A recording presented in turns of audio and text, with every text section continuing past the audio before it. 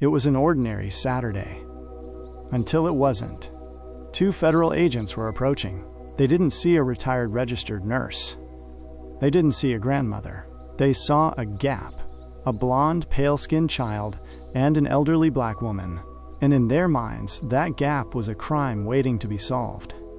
What happened over the next 60 minutes would result in a viral firestorm, a federal investigation, and a $1.8 million settlement. But more importantly, it would change a 6-year-old girl's view of the world forever. Before we see the moment Loretta's daughter Diane arrives to flip the script, let me take this opportunity to thank you so much for supporting our channel. Just choosing to watch our video means a lot to us. Before we go any further, tell us, where are you watching from? Drop your city or country below. We love seeing how far these stories travel. And don't forget to like and subscribe if this is your first time here. It helps us keep telling stories that matter. Now, back to the park.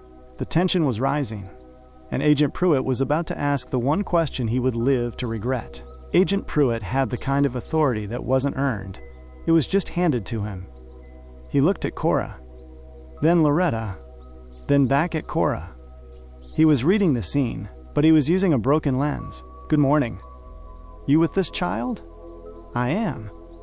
What's your relationship to her? She is my granddaughter.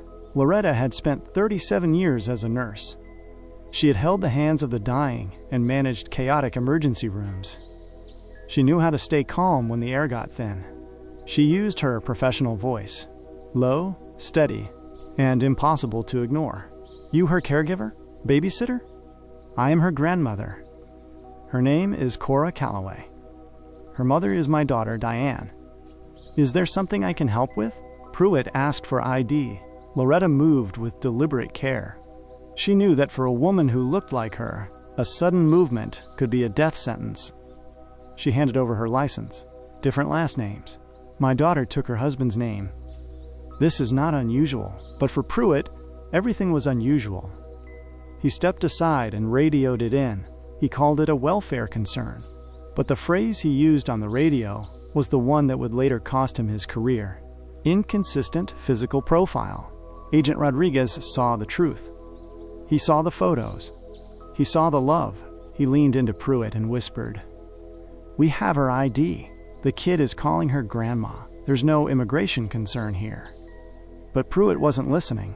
He was committed to the bust. He did something that experts would later call a gross violation of trauma-informed engagement. He crouched down to 6-year-old Cora's level. "Hey, sweetheart. You know this lady? That's my grandma. You sure about that? You sure about that?"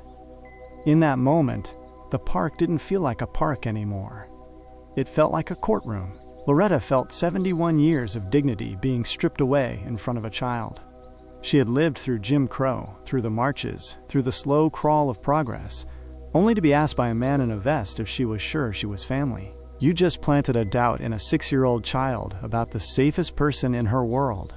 I need you to understand that she will remember you did that. And so will I. A crowd was forming. In 2026, the world has no patience for a welfare concern that looks like profiling. People were filming. A woman nearby shouted, "She showed you her ID." Leave them alone. Pruitt's jaw tightened. He was losing control of the narrative. So he doubled down. He told Loretta she couldn't leave until a legal guardian arrived to verify the relationship. He was essentially detaining a 71-year-old woman for the crime of having a blonde granddaughter. Meanwhile, Cora was crying. The ice cream was gone, forgotten on the grass. She didn't have the words for civil rights violations, but she had the bone-deep awareness that her grandmother was being treated like a criminal. "Grandma, are we in trouble?" "No, baby. We are not in trouble." Loretta said it like a door closing against the cold.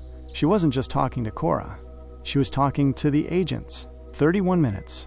That's how long it took for Diane to get there. She didn't scream. She didn't cause a scene. She was worse than loud. She was precise. She walked directly to her mother and daughter, held them for exactly 3 seconds, and then turned to Pruitt. "My mother is a retired nurse. She has lived in this city for 40 years. She brought my daughter to this park because it is Saturday. Now, tell me, What was the federal concern that required you to interrogate a 6-year-old? Pruitt tried to pivot. He talked about matching names and standard protocol. There is no protocol that requires you to ask a child if her grandmother is a stranger.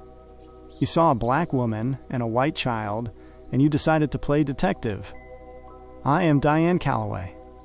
I am an attorney, and you are in very big trouble. The investigation opened 4 days later. The footage Diane and the bystanders captured had reached 10 million views by Monday morning.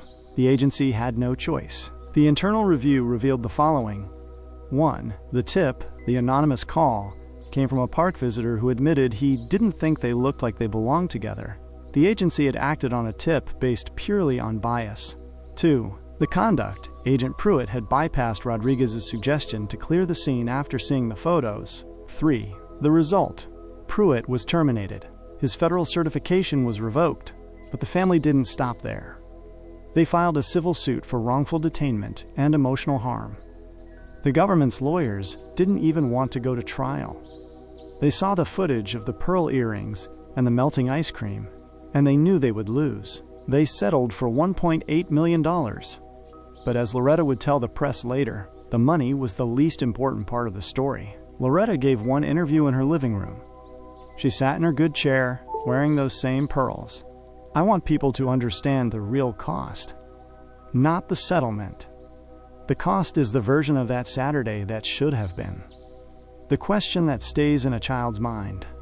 That is the ledger that doesn't appear in legal documents. But there is hope. Cora still loves the park. She still loves the ducks. But now she has a new goal. She told her grandma she wants to be a lawyer so she can make people say sorry properly. Loretta just smiled and told her, "Baby, I believe you. If you believe that stories like Loretta's need to be told, hit that like button and share this video. It's the only way we can make sure the world keeps watching. Thanks for being part of our community. We'll see you in the next one." This is a powerful narrative about dignity and systemic bias.